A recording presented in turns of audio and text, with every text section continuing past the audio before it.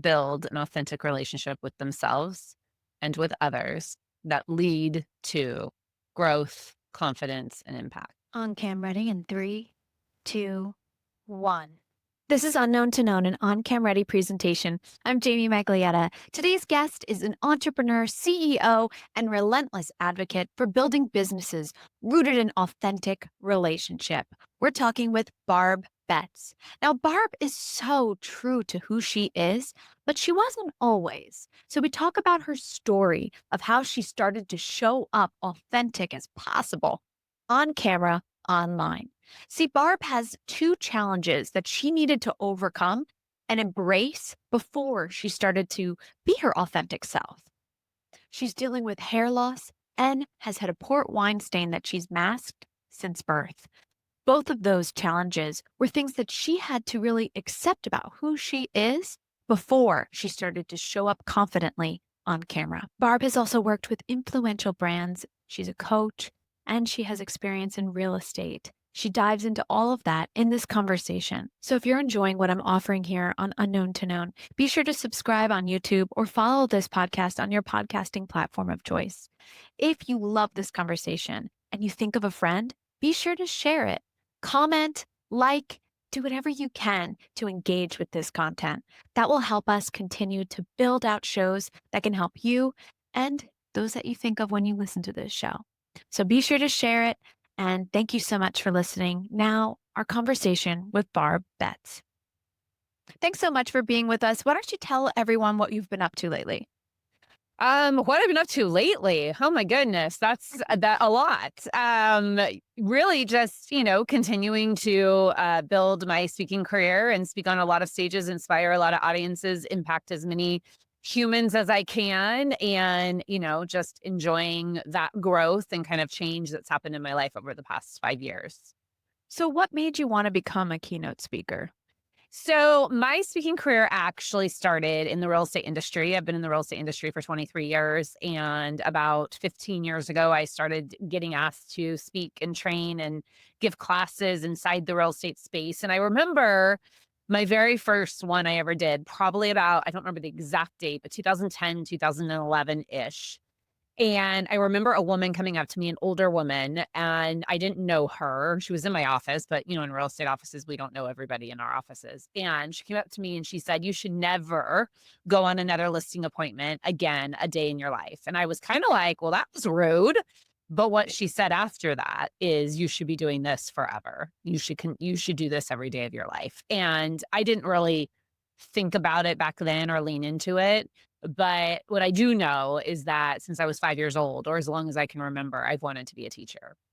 Mm. And life took me a lot of different paths in my late teenage years. I got pregnant at 17 years old and had my son very young. And so college got put on the back burner and there was no online class, like all that kind of stuff. So I didn't obviously end up getting a degree in elementary education like I thought I would. And so I think that I've always had that teacher heart. And then it just snowballed to more classes, more offices, more stages, big stages, primarily in the real estate space. And then about 4 years ago, I kind of started to say, you know what, my message on my heart is bigger than just one industry. Mhm. And I really have a gift to change lives with my voice and on a stage in front of a lot of people versus more one-to-one coaching or consulting. And so it just has kind of snowballed from there. Do you have a specific audience you target outside of real estate? No, I mean, I'm hired mostly for sales and leadership, community, women's groups.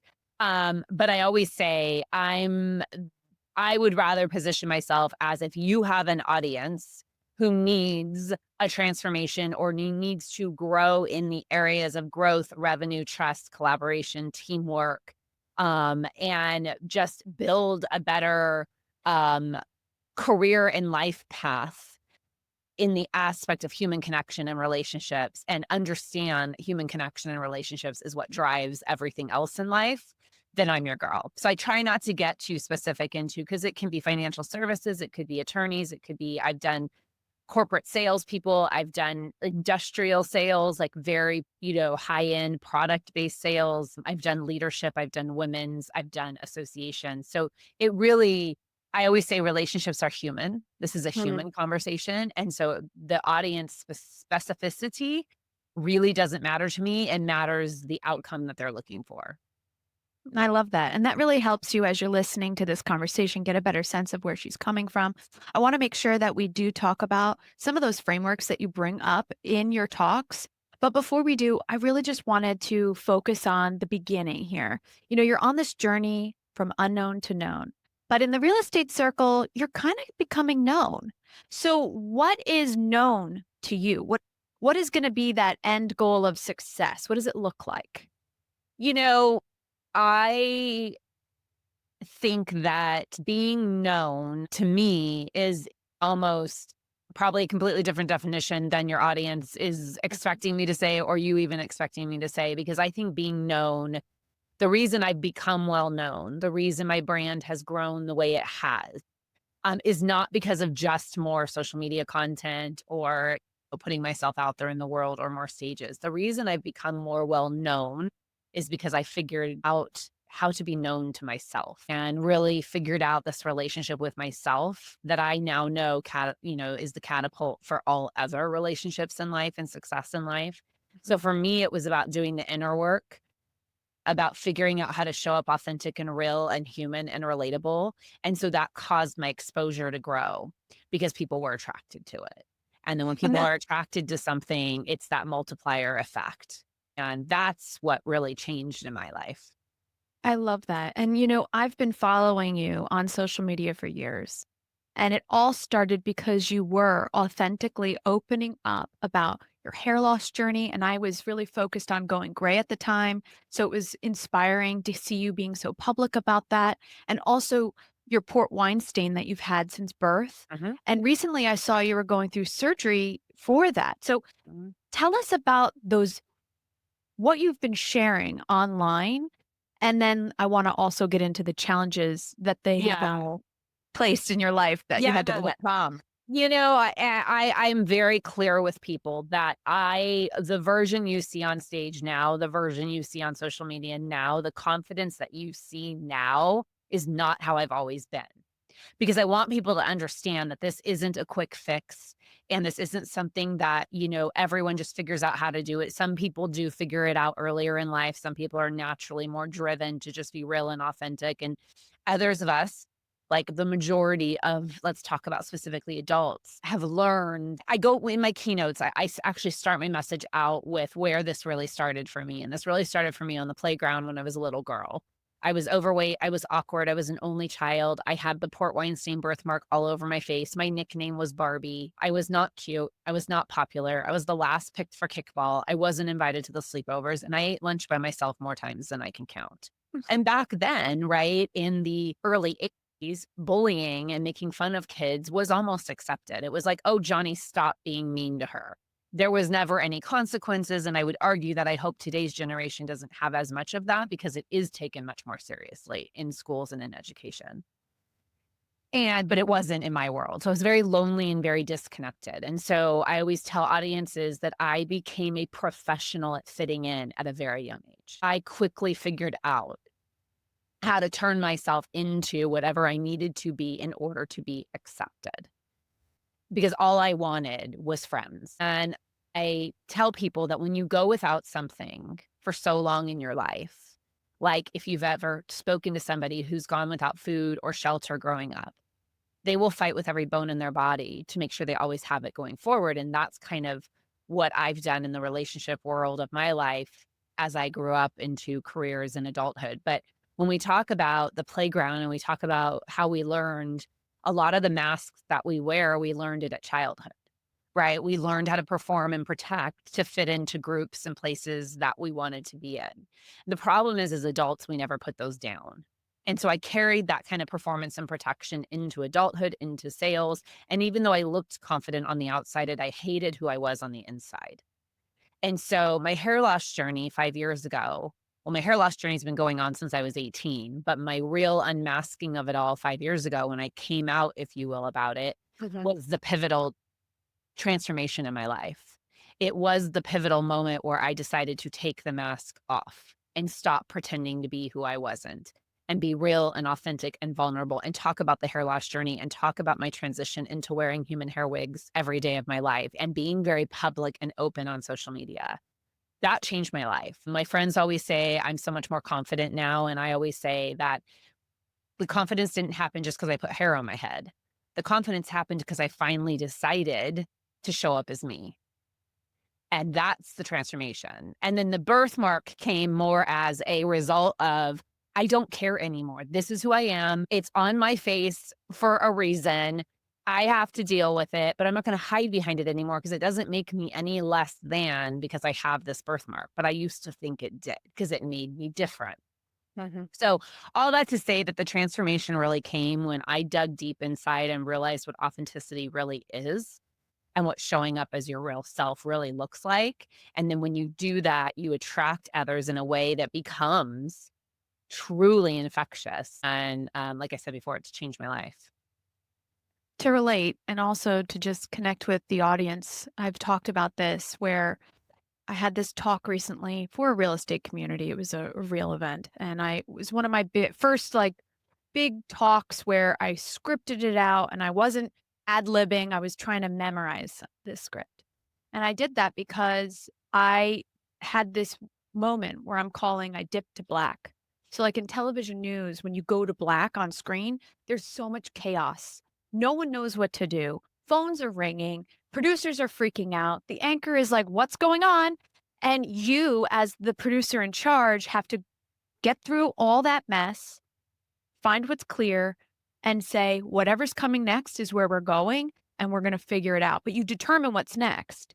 And I feel like when we are in that mess, sometimes we have to have that reflection to decide who we want to be when we come out of that dipping to black. And it sounds like you kind of had that moment of dipping to black to have that realization of I need to be myself. Do you remember there being like a moment that just made you say 5 years ago, I need to just unmask myself? It was the okay, I was hiding my hair loss. Like very close friends knew, my family obviously knew, but I was covering it up with powders and markers on my head and all kinds of stuff. And when people would tell me, "Oh, your hair looks so much better," I would just make up that, "Oh, it's growing in," or whatever. I would never talk about how bad it really was. When it started falling out in clumps and getting super thin, I just hid behind it all. I just kept cutting my hair shorter. And what else I was hiding was the shame and the embarrassment and the pain inside. And so after I visited a hair transplant surgeon who basically told me my hair is not coming back and that anyone who tells you that it is lying to you because all of our hair is pre-programmed to fall out at a certain time in our life. But more importantly, because of some of the other things you have going on, genetic hair loss, some medical issues, it's not coming back. And once I reconciled with that, and then I was like, okay, I'm only in my early 40s. No offense to anybody who rocks a bald head. I don't want to be bald. And I also don't want to walk around with strings. And so I, explored the solutions. When I decided to purchase the wig, I knew by trying it on that I was going to look completely different. Yeah. And what I didn't want to do with the catapult for all of this was not to figure out who I really was. It was actually to be able to go on social media and tell everyone the truth. Because I thought to myself two things. I thought, number one, if I can help just one other woman feel less alone, if I can just help normalize this hair loss conversation, because specifically white women hide behind it and we're ashamed of it. And it's almost like a stigma out there. Men rock it all the time. They have obviously hair loss issues. Black women are known for wearing pieces and wigs and changing their hair. White women don't normalize it. And I thought if I can just normalize this a little bit. And then the biggest piece was I didn't want anyone to think I was sick, right? When you typically see someone wear a wig, what do you immediately think? Yeah. They have cancer. Cancer. You think they've lost their hair. I didn't want people, when I go to my first, hyper involved in the real estate industry and I go to my first conference and I'm wearing this hair and have everyone whispering like, is she okay? What happened to her? I didn't know Barb had cancer. I didn't want that. So I thought, well, I just better come out and tell the truth. I have major hair loss issues very early, much earlier than most women do. And I've made this decision and I'm going to own it and love it and be proud of it and not be ashamed of it. And I made the decision to do it for all those reasons.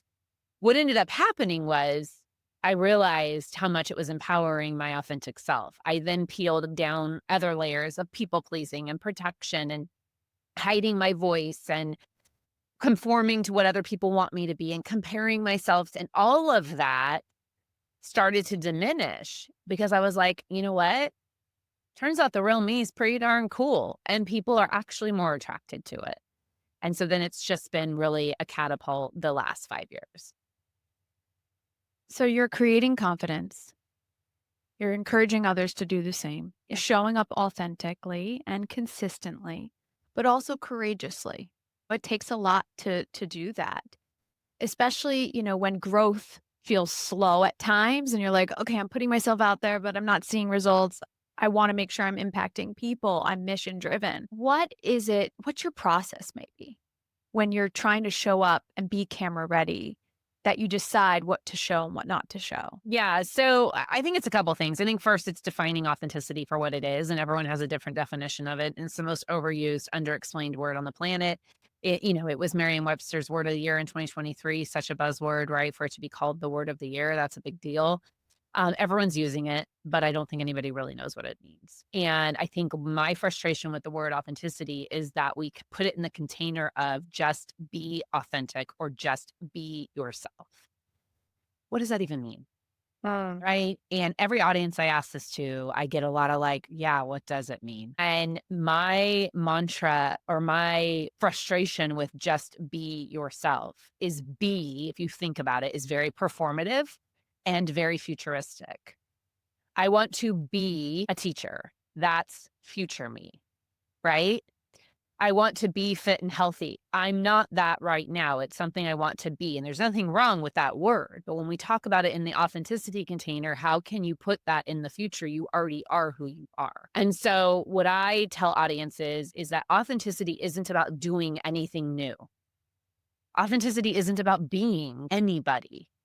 Authenticity, in my opinion, as adults, is about undoing everything that isn't you. Mm. Because we have put up all these walls, we have put on all these masks, and we have to slowly start undoing these things. Groups we belong to that we really don't want to be a part of, potentially your own job or career that you actually hate, but you're there for the money or you're there for the stability, right? How do you slowly start? It does not happen overnight, but how do you slowly start undoing those things? So that's the first thing in my teaching. My teaching also is that authenticity isn't what people think. Authenticity is not vulnerably throwing up your life on somebody. That's called oversharing. That is not what I'm talking about. I also teach people how in authenticity, you can't bring your whole self everywhere you go, right? You have to have an emotional intelligence lens over who you are as well, right? And what I say is authenticity to me is the parts of yourself that you are bringing are real and authentic. So for instance, you and I are not going to have a political opinion conversation right now. That's not being inauthentic. It's called being appropriate for the container that we're in right now, right? Or our level of relationship. And so that I try to get people first to the point of understanding what authenticity is. Yeah. And then I give them 3 steps and 3 things that I know are the top 3 things that I had to do to become this version of myself, which I call version 2.0. And they're not going and adding anything more. And there's a lot of things that we need to do in the authenticity world. But I just know that these 3 things seem to be the biggest holdbacks for people. And so I call it the authentic confidence formula. And the 3 things are to stop hiding, to reframe comparison, and to embrace self doubt. And when we talk about hiding, I'm talking about 3 different pieces. I think the 3 things that we hide the most as adults is our story, like the chapters of our life or parts of our lives that we think make us unprofessional, unlovable, unqualified, or ashamed. Maybe it was an addiction era. For me, it was teenage pregnancy. I hid behind it as a young realtor forever. I was afraid to tell anybody because I thought they wouldn't hire me. Then we hide our strengths because we're afraid to be egotistical or arrogant. And then we hide our voice, right? behind people pleasing. We hide our opinions. We're afraid to disagree with somebody. In reframing comparison, I talk about how comparison is the thief of authenticity, that the second you compare yourself to someone else, you literally are taking away your own authenticity because you're comparing yourself to someone that you can't be. You cannot be someone else. You don't have the same DNA. You actually cannot be somebody else. I mean, I'm sure there's people frozen in labs somewhere where we're cloning people. I'm sure that's existing somewhere in the world, right? But the mainstream world can't do that right now. So how do you understand to turn comparison into curiosity? So when you feel yourself comparing yourself to someone else, we've got to reframe that comparison. It's normal, it's natural, but turn it into curiosity. So if I'm comparing myself to you, for instance, your ability on camera, your ability to create content, your ability on social media. And I'm like, gosh, dang it. I wish I could be Jamie. I wish I could be Jamie. Absolutely. I don't need to be Jamie. But Jamie's leaving clues and clues to success. So what can I get curious about Jamie in order to infuse into my own life? And then the third is embrace self-doubt. I think we've given self-doubt and imposter syndrome a completely negative connotation. In fact, I'm so tired of hearing that imposter syndrome means you think you're a fraud or a fake. I think that's completely wrong. I think that imposter syndrome is just a sign you're growing. You're stretching yourself into new rooms and new parts of you and new areas of your life that you are designed to grow into. And so you cannot grow as a human without some doubt. And I always tell people the most confident people you know aren't the people who walk through life without doubt. They're the people that are okay with being imperfect and still showing up anyways. So those three pieces is basically, the overarching of the framework of how do we move from inauthentic to authentic. And again, it doesn't happen overnight. It's a step-by-step process. It also is different for everybody. But I've never yet to have someone sit down with me who doesn't struggle with one of those three things or doesn't relate to one of those three things or doesn't say, you know what? Yeah, you're right.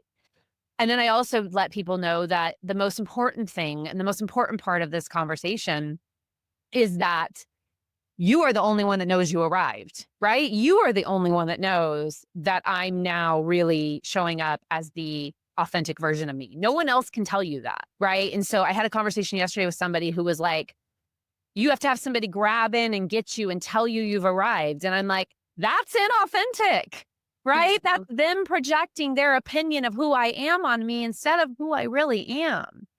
And so we just have to take a moment and realize that you are the only one that can define that in your life. I have a similar framework. It's called REAL. You reframe it, you embrace it, you align with it online, and then you go live with it. And Yep. mine is all shaping people for their online persona, that personal brand. Yep. Your branding feels so authentic. And while we're on branding, I want to play a question that came in from Jackie. She's a follower here. So let me just play that for us here. Thank you, Jackie, for submitting. Hi, Jamie. I'm the founder of Idea Citizen, a 1.5 million member community on LinkedIn, and I also do live podcasts. The question I have is, so there's the brand and then there's me, but the lines are kind of blurry. Do you have any thoughts on how to make them clearly distinct? All right. There you go. What do you think, Barb? I love that question, Jackie, and thank you for sharing it. And this answer may shock everybody, but the lines aren't blurry. You are the brand, and the brand is you. But if I've learned one thing about this life and this work that I've done and in the different sales roles and leadership roles I've had, is that you are a human first, always. You're a human who happens to have a very large community around whatever. That is you, and you are the brand. And I don't think you have to clear the lines. If you feel like you have to, then one of them is not aligned with who you really are. That's the simple answer, right? If you feel like you can't be yourself in both and be the face of your community and the face of your own personal brand, then you have to figure out what's disconnected. Because maybe you're entering a new chapter of life and now you need to move to a different direction, but you still are your own personal brand. You are the brand. They just did a presentation on this for a bunch of mortgage brokers a couple weeks ago. I'm like, the brand is not the 30-year fixed mortgage. The brand is not the company that you work for. The brand is you. You are the actual product. And it's really hard for people to wrap their head around that. But that's what I would say to her is there is no blurry lines. She is the brand. Yeah, Jackie, I would say, you really want to think about the pillars, the four pillars that hold you up, and start creating content to wrap around each pillar, the legs of your chair. You want to think of it that way. Who are you as a person? Who are you as a leader? Who are you as an individual? And then maybe like what makes you unique and fun, and try to collaborate with people and also come up with content that really helps define you online so that your group and also maybe Facebook and LinkedIn start to see you differently and see you for who you are. And then you'll define that brand as a whole. I want to break away from this conversation real quick to talk about personal branding. If you're looking for ways to expand your brand online and really identify how you can stand out from others as a brand, consider brand builders. Both Barb and I use brand builders, and that's how we connected. Brand builders is helping me with my frameworks and my course, essentially my messaging on camera, because sometimes it's hard to produce ourselves. So, Brand Builders is helping me do just that. Be sure to grab the link in my description for more about Brand Builders. The other thing I wanted to mention is Riverside.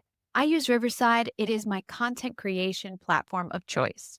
And now you can create in Riverside, edit in Riverside, and host from Riverside to your podcasting platforms and YouTube. It is saving me so much time. So if you're looking for a content creation platform, grab the link in the description and use my code OCR15 for a discount. Now back to the conversation. Barb, you also host Relationships Are Your Superpower. And since she's also a podcaster, I want to bring that up. So tell us about it.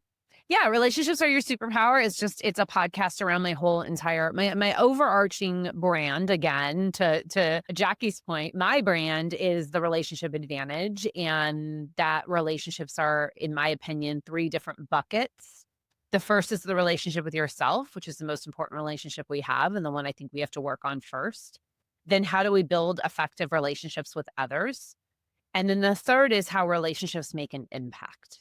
And the third bucket is sales. It's leadership, it's community, it's connection. It's all the ways that relationships truly make an impact in our life, ending with ultimately how relationships are your legacy. And that's what you leave going forward in life when you build them effectively, starting with the most important one. hmm And speaking of LinkedIn, that's one of the places I've built many connections, and it's all about building those relationships. And if you are on LinkedIn, since you're, maybe listening for Jackie, what you may want to do on LinkedIn is find people that you find interesting. DM them, ask them what they do. Start the conversation without an ask. Don't ask for something, give something, compliment them. Maybe then ask, what do you do? And make it all about them. And that will really help you build those relationships in a digital world, especially on LinkedIn. I also wanted to make sure that I brought this up. I saw you were shopping around on Instagram asking people to weigh in on what your book title should be. Mhm. What do you got cooking? Well, the book title's decided. It's more like, what one do you think it is? The book title is decided. It's been an interesting process asking people and hearing their feedback and what they think. So that's been a really fun process. But the book title is done. The cover design, we'll do a kind of a cover design reveal over the next couple weeks. Book comes out in April of 2026, which feels like forever away. I know it's not, and it'll be here It'll be here before we real know quick. it, but it'll be available for pre-sale in January, and I'm really excited and proud of the book. And the book is three sections: relationship with yourself, relationship with others, and relationships that make an impact. So it's really a book about defining human connection and how human connection is a catalyst in our lives. It's not just a book on sales. It's not just a leadership book.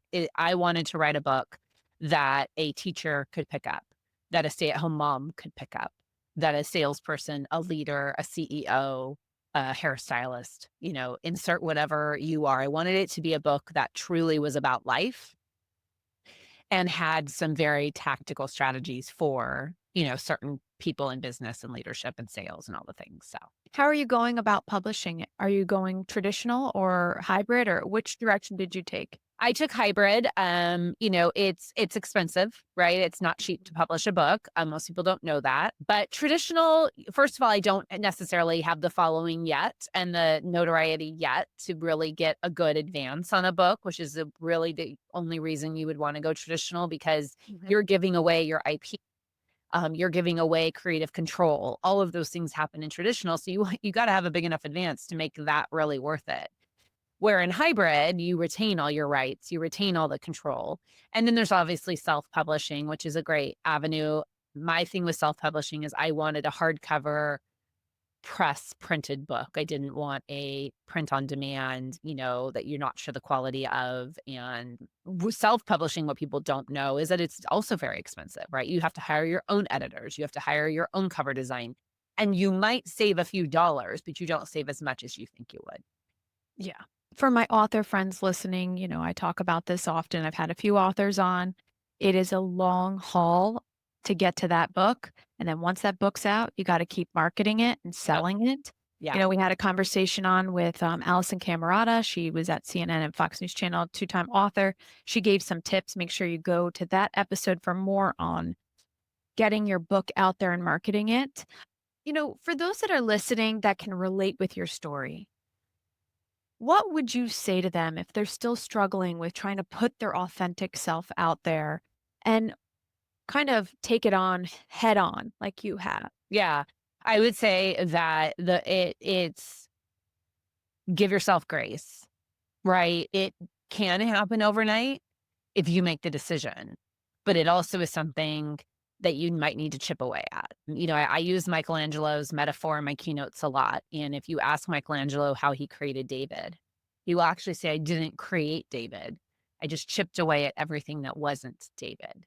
And he chipped away, right? So it doesn't necessarily have to happen overnight. Some things I think are very helpful. Some things that were helpful for me is, number one, finding your inner circle, a couple of people in your life that you can just when you're having a bad day, that you can truly be vulnerable with, that you can cry with, that can empathize with what you're going through, that can maybe share with you some of your blind spots and things like that, that you can be real and raw with, that you trust enough to say, hey, you know the real me, but you also see me out in the world. How do you see, the real me, but you also work with me. How am I different at work than I am when I'm with you? Because people that are around you that know the real you, that you maybe let your hair down with, probably have some thoughts on that, right? Like, I have a good friend that I love to pieces, and I've been friends with this woman for almost 30 years. And she right now is at a period in her life where she's embellishing everything, trying to one up everybody. And I know she's doing it from a place of feeling like she's not where she wants to be. And I know she's embellishing, and we're in a friend group and I hear her do it. And if she asked me that question, I would just simply tell her, stop embellishing. You're okay just the way you are. I know you're embellishing. But I know she has to ask me that I can't just go to her and be like, hey, Jamie, you're really blowing things up out there. I know that really didn't happen. You know what I mean? And so I think it's finding those people. And then the other thing I would suggest is, one of my statements in business is, show me your calendar and I'll tell you what your priorities are. And so are you truly making time for this? Like, are you getting up 30 minutes earlier to journal, to read, to educate yourself, to listen to some inspiring messages? I mean, shoot, just go listen to Mel Robbins. She'll snap you out of it right away. Right? Like, are you taking some time to really work on yourself? Because if you don't do the work, you cannot get there. And then the last thing I would say is, every day, can you just catch yourself once a day and re-correct it or reprogram yourself, right? Can you just catch yourself at one point in the day when you're like, I really want to say something. I should have said something in a meeting and I didn't say it. Okay, tomorrow I'm going to say it, right? Like, can you just make one microscopic change every day? And then eventually that becomes, because I'm very clear with people, I did something dramatic and extreme. And nobody has to go share their deepest, darkest secret on social media and come out publicly. That's not for everybody. And it doesn't mean you're inauthentic if you don't want to do that. how can you start doing that in smaller doses with people that you're comfortable with? And sometimes it starts with just telling your spouse or your partner at home. When I went through this journey and I posted my story on social media, I actually had DMs that I blew my mind. I had DMs from people telling me that they had an addiction problem that they have never told their spouse about, that they're ready to tell their spouse no. I had a woman DM me and tell me that the reason she can't lose weight is because she knows she gets up and binge eats at 3 in the morning, but her spouse doesn't know. So her spouse doesn't understand why she knows why she can't lose weight, but her spouse Um, does. Things like that. Like, can you just identify one thing and then one person that you can share it with that can help you? I love that. So before I let everyone go, because I'm a television producer, I always ask everyone for their media bite. If you had 30 seconds to explain who you are and what you do, what would you say? I help people build an authentic relationship with themselves and with others that lead to growth, confidence, and impact. Well, thank you so much, Barb. I really wish you all the best. I can't wait for your book. No, Thank you thank for you, being here. Jamie. Appreciate it. And for everyone listening, you can get to know Barb. There'll be a link in the description to her website as well as her social media handles. So be sure to go to the description and check everything out that she has going on. And thanks so much for watching. I'll see you guys next time.